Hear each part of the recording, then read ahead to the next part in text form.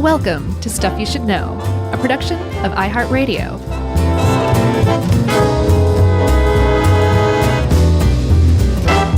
Hey, and welcome to the podcast. I'm Josh, and there's Chuck and Jerry's here too, and we're all sparkling clean, spotless, and not smelly at all for this edition of Stuff You Should Know. Actually, I'm a little smelly today.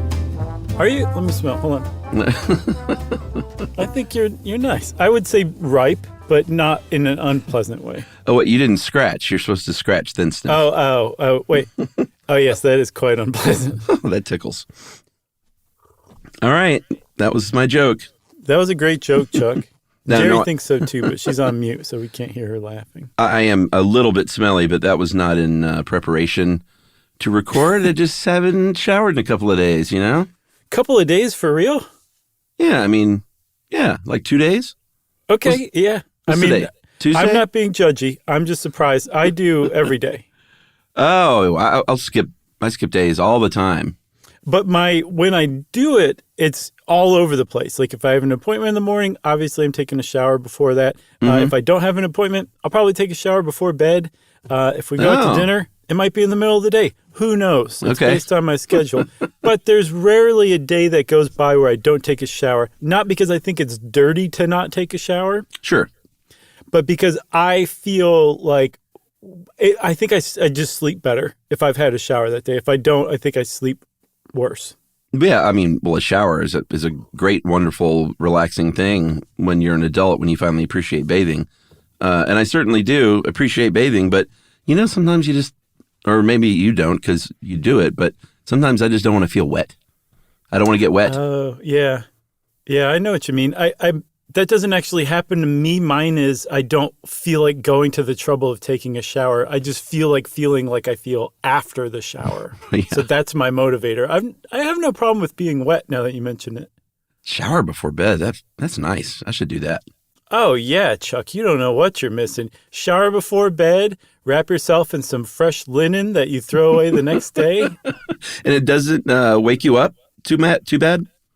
No. Well, I would not recommend taking a cold shower before bed. I recommend taking a cold shower throughout the day, but not before bed. You want to take like a nice tepid to warm a shower, and it's like dipping yourself into a warm glass of milk rather than drinking it. All right. Well, at the risk of still going on and on here at the beginning, I have a 5-second story of living in Athens one summer in my friend's place who had moved out. And he was like, you know, my parents paid the rent. You don't have a place to stay. You should just stay there. Nice. And I did, but he cut off the utilities. So I lived by candlelight and took cold showers for 3 months because that's what you do in college sometimes. That's so colonial. It was very fun, actually. That is cool. Yeah. So you basically glamped.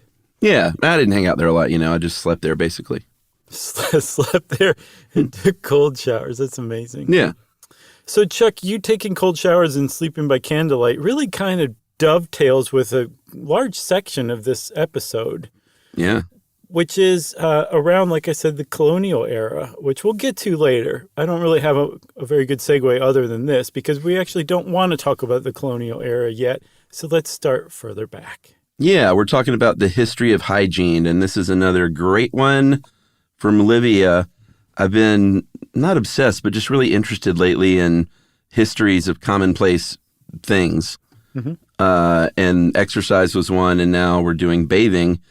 And as Livia points out, and as many anthropologists have pointed out, and animal behaviorists, you know, animals before human beings have a lot of practices that we would and probably can call hygienic, like bathing type of things, using communal toilets within a species, stuff like that. Yeah, absolutely. There's a behavioral scientist named Valerie A. Curtis who wrote a book, or not a book, I'm sorry, it was a paper about, I can't remember the name of it, I'm sorry, I thought I wrote it down, but basically Curtis makes the point that you could trace hygiene and hygienic behaviors back to unicellular life. Like that's how old it is. If you look at hygiene and hygienic behaviors as a means of either ridding yourself of disease or preventing disease, because those unicellular bacteria they had ways of like getting rid of parasites and pathogens.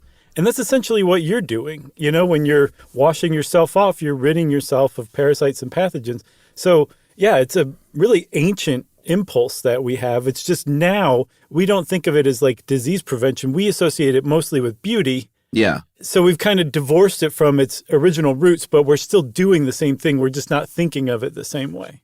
Yeah, and it's interesting. You'll notice as we go through this stuff, at different times in the history of humans, we bathed for different reasons, and sometimes we were right on base, sometimes we were off base, but it wasn't always like to get clean. Sometimes it was social reasons. Sometimes the side benefit was you got a little clean.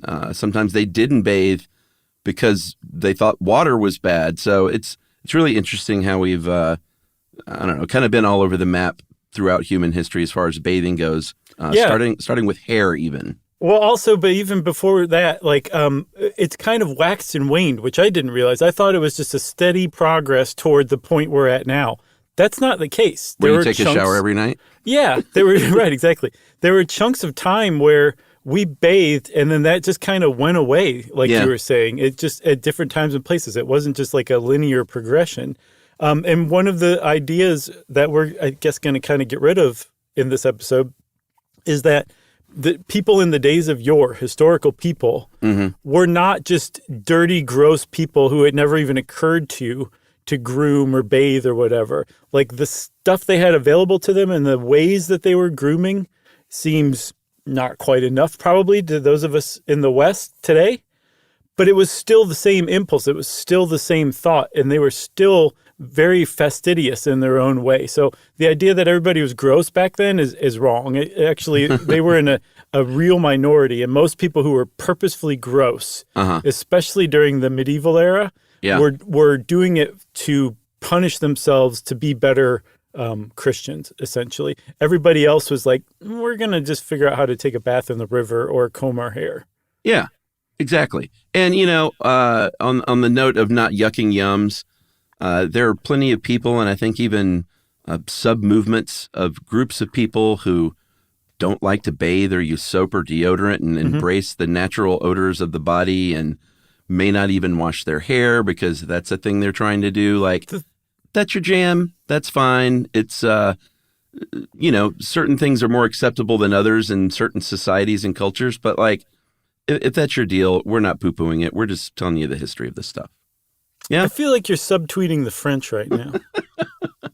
But I mentioned hair, and one of the first things we can debunk, thanks to in part to an anthropologist named Judith Berman from a 1999 paper that Judith wrote, was that cavemen, even going all the way back then, and we'll use that in quotes, cavemen were just these wild, messy-haired beasts that had, like, you know, basically bird's nest in their hair. And that wasn't necessarily the case. No, I mean, look at even as recently as Unfrozen Caveman Lawyer. He had a huge, wild mane of hair. But yeah, she points out in this great titled paper, Bad Hair Days in the Paleolithic, that people have probably been cutting their hair for a very long time, millions of years, and that even, I think Berman pointed to Venus figurines, saying like they even had different hairstyles back then. Like this is literal prehistory. These are prehistoric people, and they were cutting their own hair. They were creating hairstyles. And if you look at some cave paintings, some of the figures are beardless. Others have beards. So that shows that they actually also cut their beards and trim their body hair, probably because they were combating lice at the time. Yeah, lice comes back quite a few times. So yeah, they're a problem. If you're triggered by that itch-inducing word, then just get ready.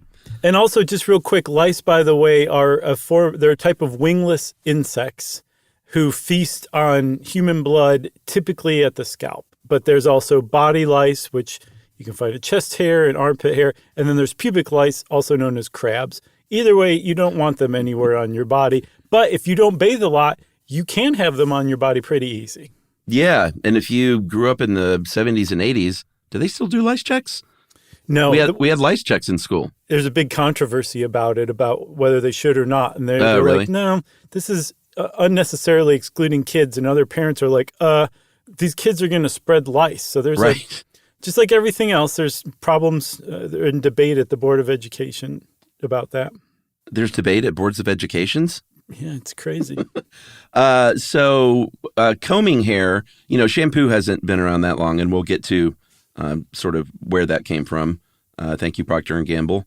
But combing hair was one way that they sort of cared for hair before there was things like shampoo, because we have the sebum, which we'll talk about on the skin and in the hair. That's the oil, the hair oil. Mm-hmm. And if you comb that sebum out of your hair, you are helping to protect your hair, can get rid of some odors.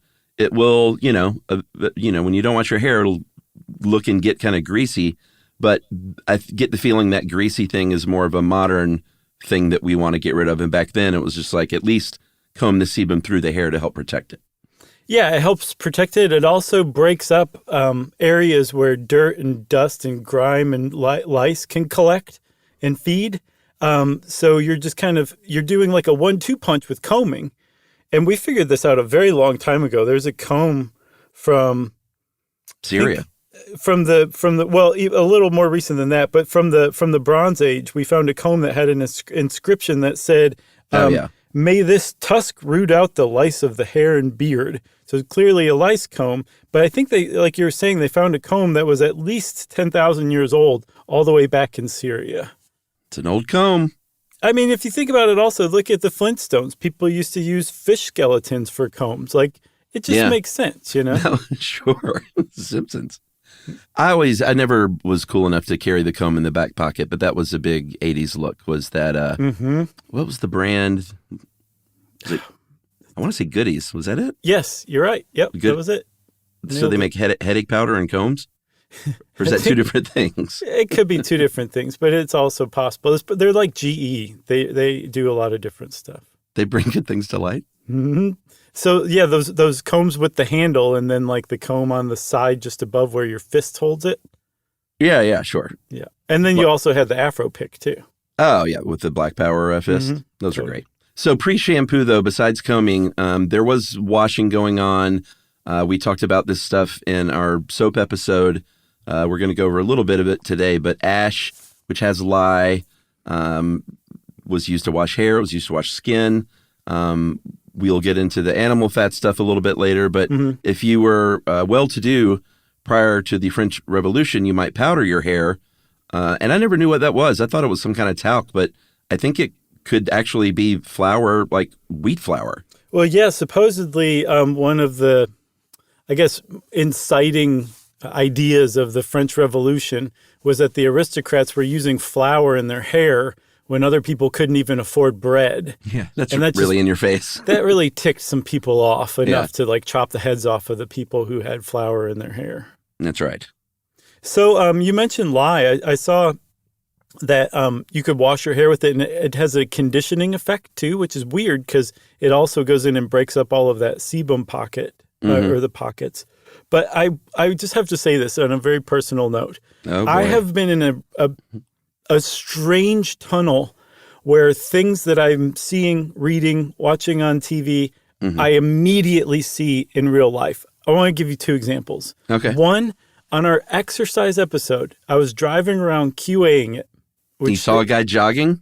No, listen. That would have blown my mind. No, this is even crazier than that. All right. I mentioned what I couldn't even remember the name of, but people have since written in the ab roller, that little weird thing that helps you do crunches. Yeah. I couldn't even remember the name of it, let alone I can't remember the last time I saw one. Within an hour of QAing that episode and hearing that part, I drove past a garbage can near my house that had an ab roller sticking out of it. Did you grab it? No, I was too astonished. I think I almost like ran into a stop sign. It was so nuts. And then the other one, that the reason I brought this up is I watched a video on medieval hair washing. And it was this medieval person leaning over a basin, washing her hair with like the water kind of going down her hair, kind of dangling in front of her. Like less than an hour later, I go across the street to the park where there's like travelers that camp there.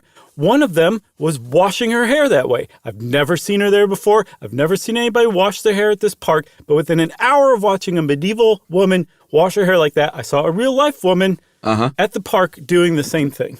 Wow. I mean, these are like two of just fistfuls of examples that have been happening to me lately. I don't know what's going on. I love it. Podcast imitates life, or life imitates podcast? Yeah, pretty much. Well, with body hair, I'm curious to see what else comes true with this one. Okay. But with body hair, it kind of depends on the time and place in the world, on whether or not people thought it was should be on your body or should not. And that continues today with some people. But when the Europeans came over and met indigenous Native Americans, the Europeans were like, boy, you guys are really hairy. And Native Americans were like, no, bruh, you're really hairy. Right. We actually pluck a lot of our hair and are not known to be very hairy as a people. And that really confused me because I've always thought that Native Americans had less body hair, just, sort of genetically or whatever. I think they do. And I think they're like, what this is saying is that they get every last one whenever like they have the errant hair come up, pluck it. Well, why would the Europeans call them hairy? I think, this is there my long hair? theory, that there were a lot of dumb Europeans who traveled there and were confused with buffalo skins. Oh, really? That's my hypothesis. Wow, all right. That's what I'm going with. Man, if you see a guy wearing a buffalo skin tomorrow. That would be, I will be reporting back on that. What about, removing hair, like, pubic hair and stuff? Actually, that goes back to ancient Egypt. Did you know that? I did not know that. Doesn't surprise me, but I didn't know that. There's a technique called sugaring. It's like waxing, but you use basically this kind of thick honey-colored paste. And it does the same thing. It just pulls the hair out in a different direction. The Egyptians used to do the exact same thing. I believe it because, as you'll see, Egypt comes up a lot. They were big into, what they thought of as hygiene at the time. Not just hygiene, but also beauty, too. They were the ones that kind of established it. Like, they would pluck their eyebrows. I saw in different places in different times, people used to use mouse skin to cover their eyebrows so that you basically didn't have eyebrows because that would give the effect of a high forehead, which was viewed as aristocratic. That dates all the way back to the Egyptians, too. There's nothing hygienic about that.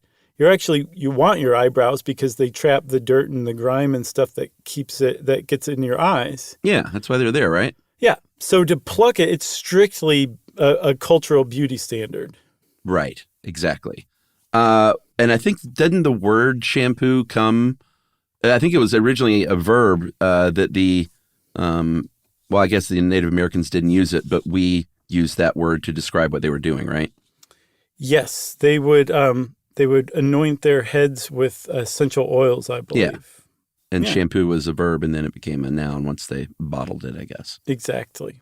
So I guess we're kind of jumping around a little bit from ancient Egypt to 20th century United States, but that is where we come upon the safety razor created by King C. Gillette, I think all the way back in like 1904.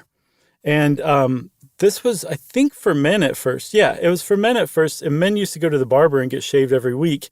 Yeah. And the Gillette company said, no, you want to do this every day or else you look like a total slob. Right. And by the way, buy our refillable razor cartridges. And then about 2 decades later, women started wearing clothes that showed their like underarms and legs and all this. And Gillette saw another chance to double their market, and they did. That's right. All right. Should we take a break? Yes. All right. We've gone through hair, and we'll jump into the bathtub next.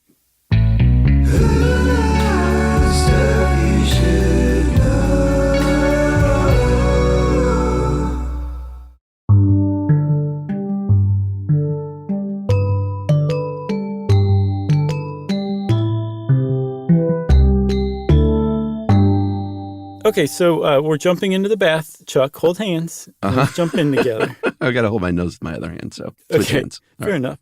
Bathing is a really, really old thing. Look at elephants. Look at hippopotami. They bathe. Mm-hmm.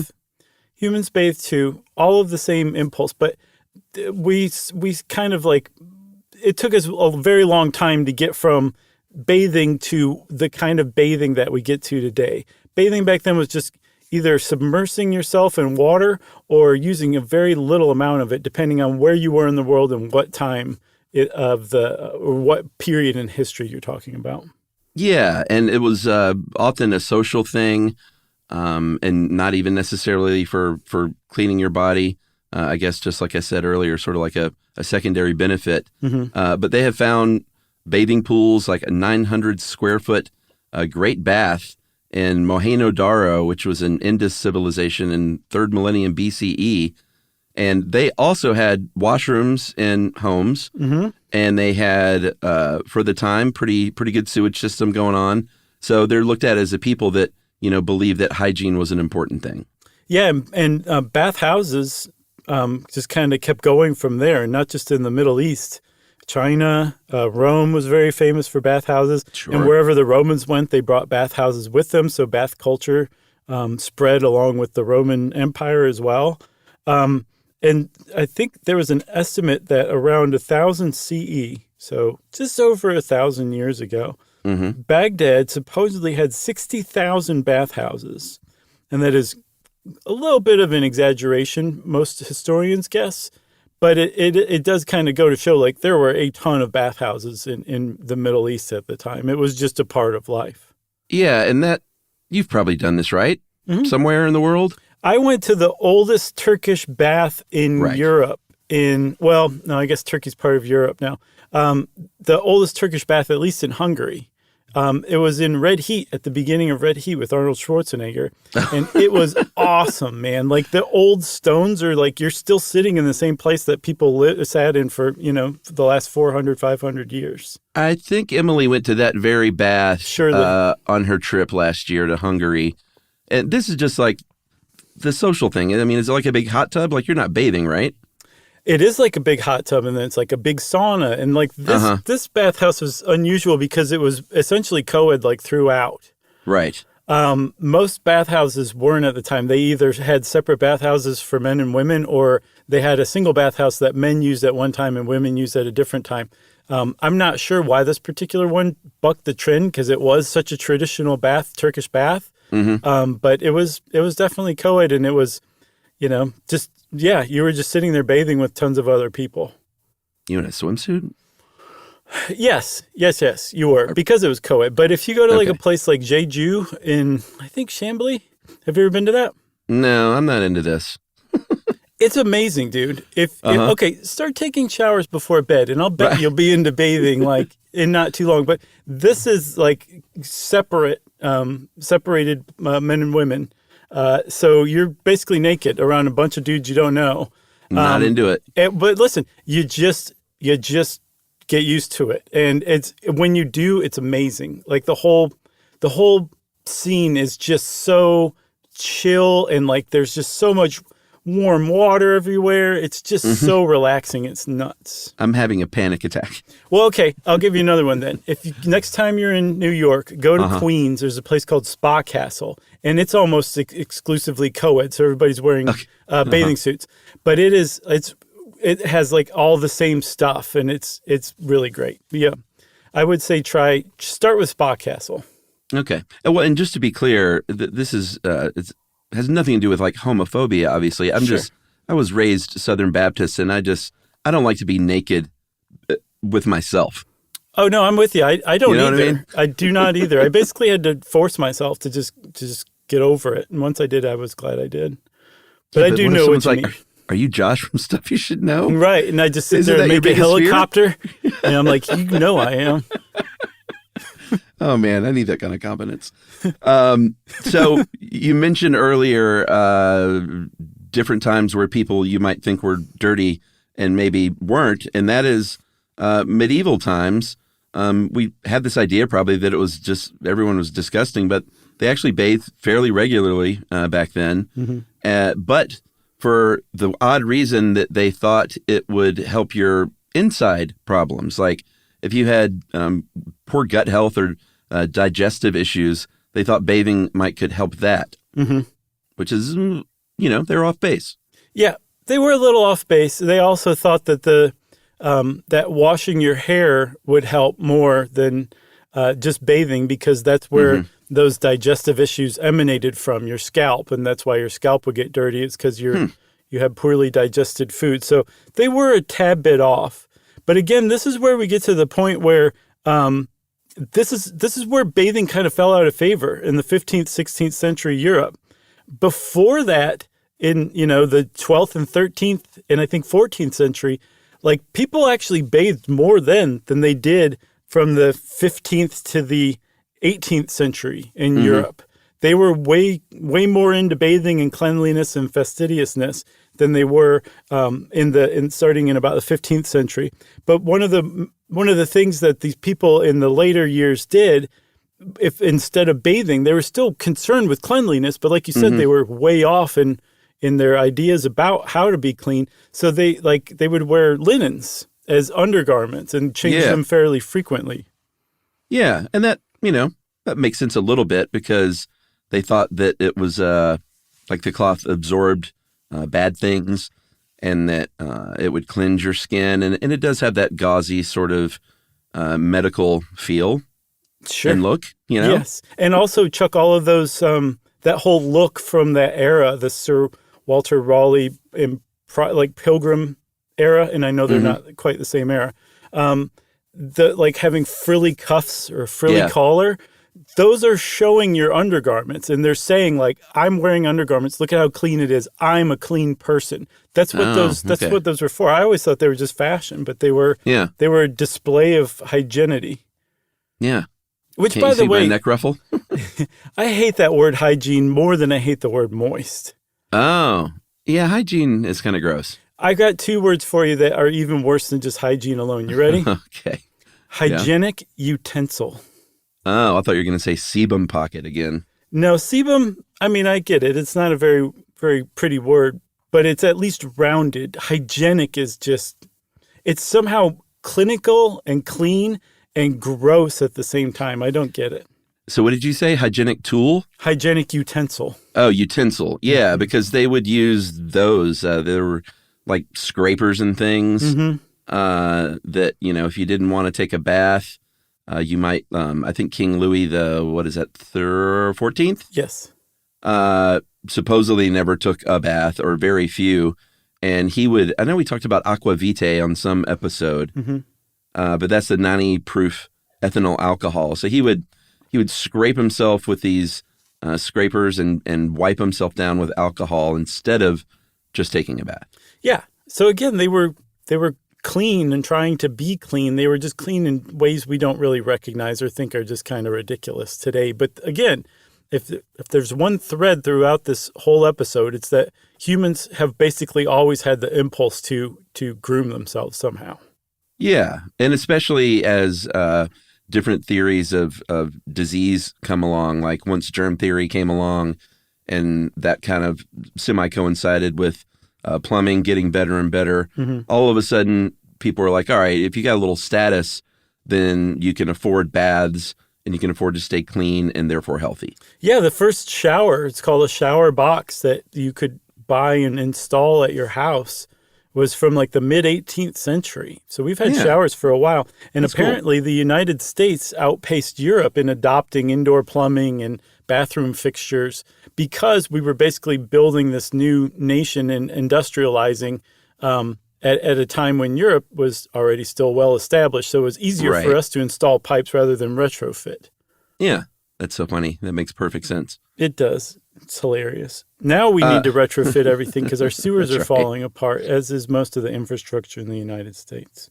Oh, well, speaking of soapboxes, we promised a little bit of talk of soap. We have a really good episode on soap and its history, but as a recap, the Mesopotamians used rendered fat and lye from wood ash, and that was sort of a primitive soap. But a lot of this early soap was used to wash clothes and blankets and stuff like that, and it wasn't used for washing the body until later.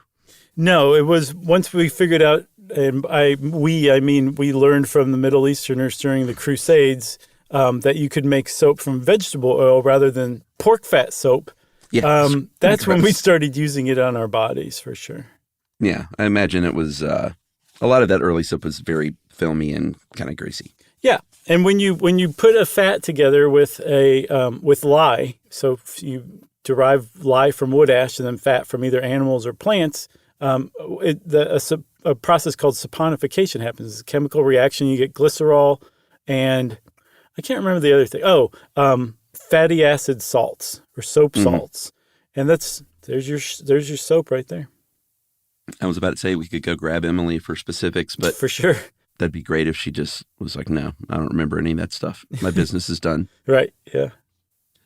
Civil War, all of a sudden people were like, post-Civil War, I guess, or actually during the Civil War, they realized that good health could come from bathing regularly, cleaning your body. And that's when real commercial soap came onto the scene, thanks to Procter & Gamble, who introduced ivory soap finally to the world. The floating ivory soap. Yeah, the whole It Floats thing was a reference to river bathing, which most people still did at the time.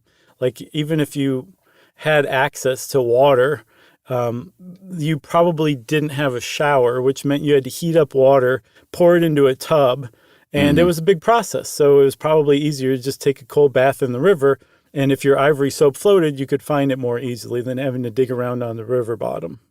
Yeah. River bathing just sounds really great to me, but 19th or earlier, 19th century or earlier river bathing, I would not want to bathe in most of the rivers in America today. I've done it. Do you not know about our infrastructure? No, I've done it on camping trips, and it's always important to use the I don't know what you call it, but the soap that's okay for rivers. That doesn't hurt, fish. Oh, sure, without phosphates, I think. Yeah, but even then, I'm like, is this really okay? I don't know. They say it is. Yeah, I think a fairly natural soap is fine. It's the industrial soap that's the problem because it's so much easier to create chemicals that stand in for the natural version. Yeah. So that's usually the problem. The natural version's probably just fine for the river. I guess REI wouldn't do me wrong, right? No way. Shampoo also came along thanks to Procter & Gamble, the shampoo that we think of today, and that was Drene, Drene, was I think one of the first ones, and that was in the 1930s. And that's when they said, all right, like you were kind of talking about, we've developed these synthetic surfactants now that clean your hair really good. And prior to that, people were using boiled soap shavings, and that was sort of filmy and gross. So they eventually came up with the synthetic stuff, and it worked well. Yeah, good enough at least. Do you wash your hair every day? You don't wash your hair every day. Yeah, almost every day. Oh, wow. All right. Yeah, I have to really watch it. I've got to use good shampoo because it's really easy to dry out and strip. And I didn't use conditioner for a while because I think I used bag conditioner. So it just my hair would just be flat and limp and lifeless on my head. And I'd be like, I'm not using this. But now I found that if you use good conditioner and use it every couple of days, oh boy, my hair looks amazing. Yeah, I mean, people's hair is different. And different hair does better sometimes washing it a lot, maybe in conditioning, and sometimes not washing it as much. And I know hair styling, my hair styles better after a couple of days without washing it. Sure. So I only wash my hair once a week, maybe. You have a thick, nice mane of hair, and I do not. I've got Anthony Kiedis hair. I have a lot of hair, but it is thin. It's not a, thin. I think thin, is that the hair strand that's thin? Well, yeah, and then collectively they're thin. Yeah, maybe that's it, because it looks like I have a lot of hair, but I don't. In college, my little ponytail, it's as big around as a ring finger, maybe. I was always jealous of these guys that had those big, beefy ponytails. Yeah, no, I'm with you. A horse's tail. Or a pony, I guess. Huh. I never put those two together. The hair he's got. Did he have a ponytail? He grew his hair out once when he lived in L.A. for a while. He grew his hair out. Sure. And, of course, he looked like a combination of Chris Cornell and Wonder Woman. Linda Carter. Sure. His great hair. Only Scott could pull that off. Oh, I know. It looked good. Let me, I want to correct myself, too. Your hair can be thin individually, and also it can be thin in number. I think I have both. So it sounds like you have thick hair that's thin in number. Oh. All right. That'd be my guess. Okay. Either way, your hair looks magnificent all the time. Well, thanks. Yours does I too. like it. That's good. Should we take a break or should we keep going? Should we talk perfume and then break? Yeah, let's do that. And we should direct people to our perfume episode. We've done an episode on almost every section in here. I know. It's funny. Yeah, we really have. Did we do one deodorant? Yeah, the difference between antiperspirant and deodorant. Very old. Long time ago. Yeah, that's an old one. Perfume, though, is, I've talked about it plenty of times and how much I hate colognes and perfumes and getting in lift cars and elevators and just ended up smelling like someone else. I think it's, I don't want to yuck yum, but you're making someone else smell. So I feel like it's okay to stand up and say, please stop doing that. Sure. Because that smell gets on you. But ancient Egypt and places like that would have been a nightmare. Yeah. And like the Versailles, like all these places, all they did was just cake perfumes and smells onto everything instead of really bathing and washing. Right, because then you have like all these crazy floral and sweet scents on top of body odor, which means it's kind of intermingled with body odor. So it's not, it would not have been pleasant for me either. Yeah, it's no good. Ancient Egypt, they use ostrich egg, apparently, and tortoise shell. Yeah, I could not find anything on that. Yeah, that must have, I don't know what kind of odor that would have. Maybe that was a stabilizer or something. I don't know. Smell like tortoise? I don't know. Well, the thing is I think we must have mentioned this in the perfume episode too. With distillation in the 13th century, you finally get alcohol-based perfumes, and that revolutionized everything. I don't think we talked about, because this was news to me, the first known or recorded alcohol-based perfume was called Queen of Hungary water. Supposedly hails from the 13th century, named after the 13th century Queen Elizabeth or Isabel of Hungary at the time. With an S. Yes. Yeah, that's Not a very Z, Hungarian. Right? And it was scented with rosemary. I like rosemary. Sure. You ever stroke a rosemary plant on a dog walk from a neighbor? Yeah, my friend, we have long branches of rosemary like sitting around our house in vases and stuff. Yeah, it's great. Yes, to answer your question, every time. I mean, we have our own rosemary, but yeah, when we're on walks and we see a rosemary, basically everyone in the family just runs their hand along one of them and then kind of wipes it on their shirt or something. Yep. And for that reason, great smell. You should never use rosemary that you grow in the front of your house that people can contact in your food. Oh, man, I didn't even think about that. I mean, that's on them. If they're using it, you can go ahead and walk and touch. That's what people do. But if they're using it to cook with, that's their fault. They need to grow it in the back. So someone's marinating steak might have a little chuck on it? A little bit of chuck. I like to think that adds a little certain something. It does. It's spicy. So we talked about germ theory of disease. For a while, there was called the miasma theory of disease. That was in our Great Stink episode. Yeah, and that's when they thought that, the nasty smelling air could be a carrier of disease. And I guess what they were talking about was airborne illnesses, which could happen for sure. But going around and spraying really sweet smelling herbs and things, I don't think really helped much. No, definitely not. Their treatment for it didn't make sense. But it's puzzled me why people just poo-poo this like it's idiocy. Like it makes a lot of sense, actually. Sure. There's probably I think there's diseases that have like distinct smells that humans can detect. So it makes sense to me. And I mean, there's actually something called tularemia, which is a type of disease. I can't remember exactly what kind it is, but you can get it from inhaling the decay of a rotting rabbit or cat carcass. Oh my gosh.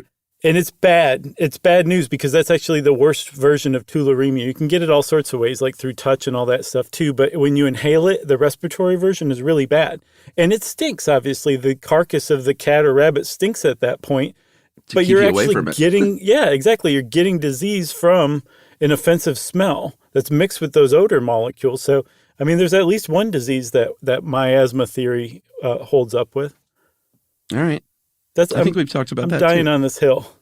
All right. Well, let's take a break, and we'll talk about deodorant and wind it down with bad breath right after this.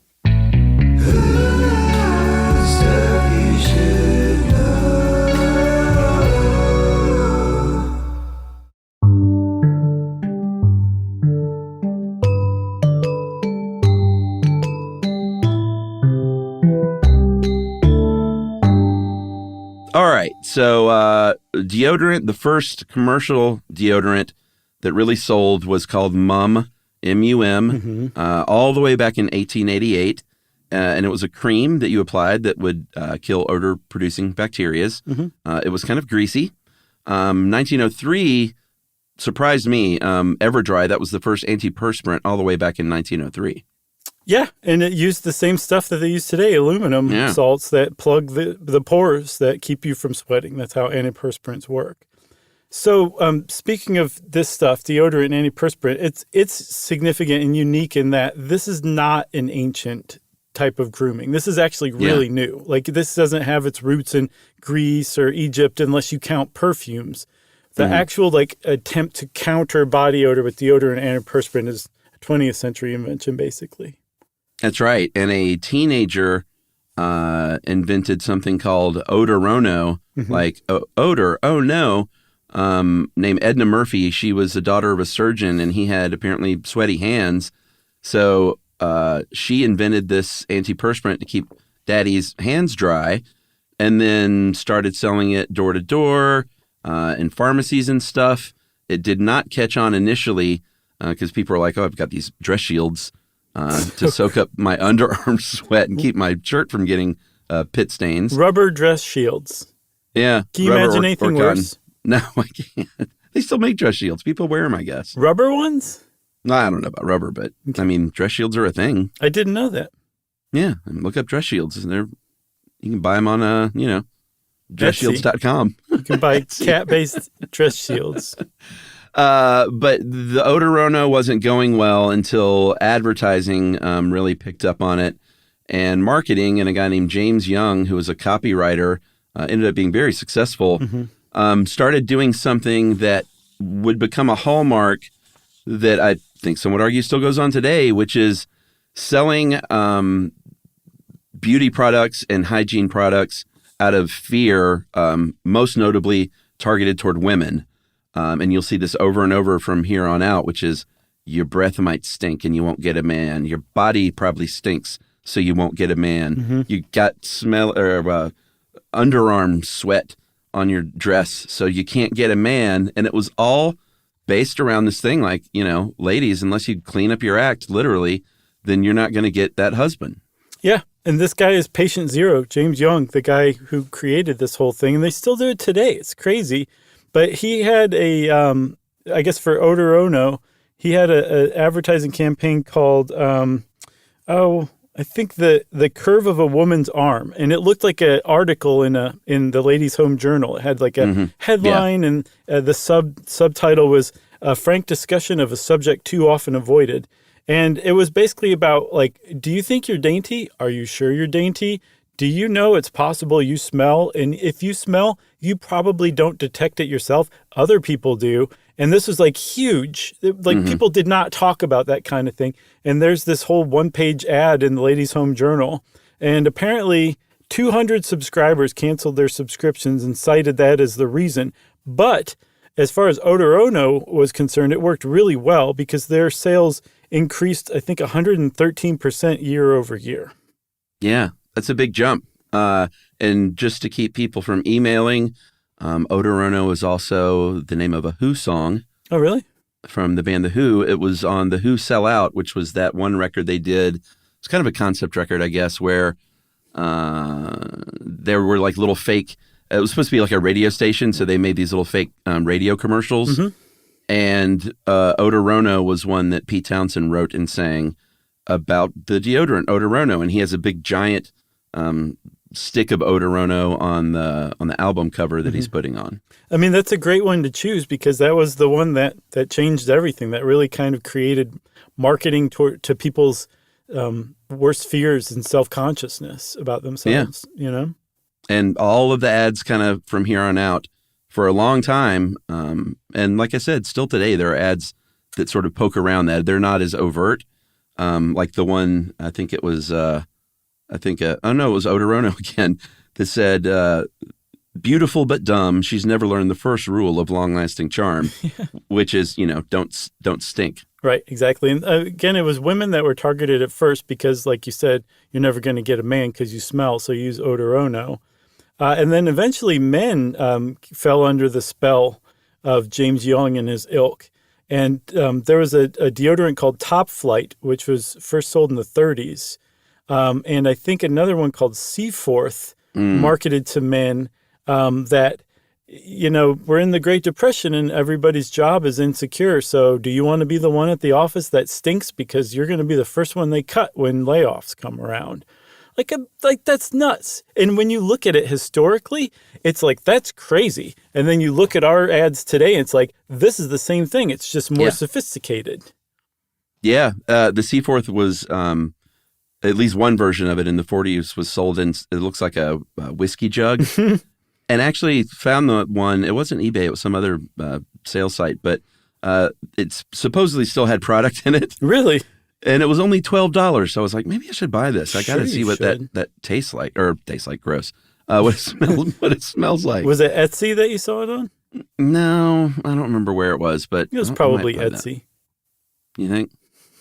So, Chuck, I think we should finish up, wind down, as you put it before, with bad breath. And I would direct people to our halitosis, I think, worst smell ever episode. Yeah. Which was a good one. But again, this is got some new stuff in it, if you ask me. Like, did you know that in the Talmud, bad breath is considered a, quote, major disability and grounds for divorce? It's in the Talmud. Yeah. Isn't that nuts? I had no idea. But it's been around a long time. People are like, hey, you can do something about that, and you should for the rest of our sake. Yeah, I think it's interesting how, like, maybe underarm body odor was just sort of accepted, and people are like, I guess that's what people smell like. Mm-hmm. But it seems like from the beginning, bad breath, people are like, no. I don't like that. Isn't that interesting? I don't know why. It really is. Yeah, I don't either. So people have been combating this. This is like the opposite of deodorant. Like, people have been trying to do something about this for a really long time. We've recognized some plants having like fresh smells or almost antiseptic smells. And cultures around the world who were never in contact with one another all were like, hey, if I chew this, it might do something for my breath. Yeah. And all kinds of cultures all over the world have and still do chew on little twigs and sticks of different plants because A, they might make things smell a little better. B, you're kind of scrubbing your teeth like you would a toothbrush. Mm-hmm. And I think that's it. Just A and B? Sure. Yeah, well, no, there's another one that's antibacterial most of the time. Oh, there you go. I knew that was a number 3. And yeah, A, B, and 3. Yeah.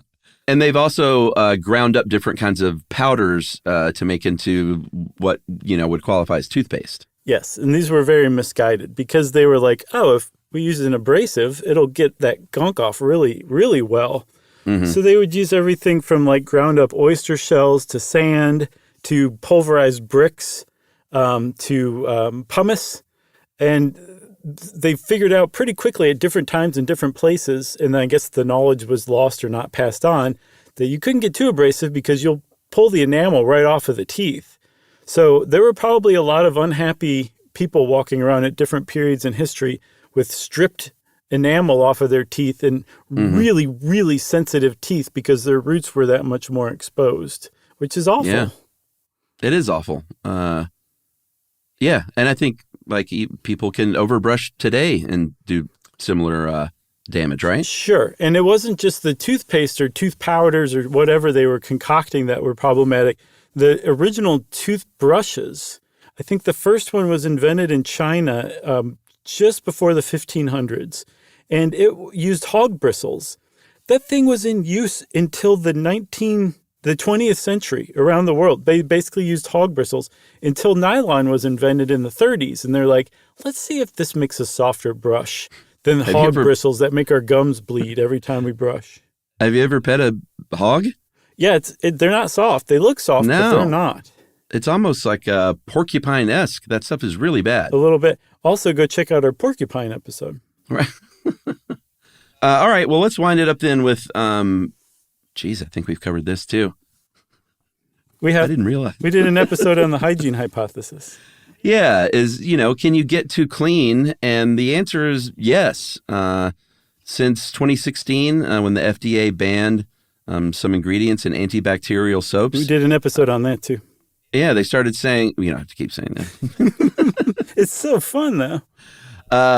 They've said some of this stuff is having negative health impacts because you're wiping out all the bacteria, potentially creating superbugs, good microbes that you need.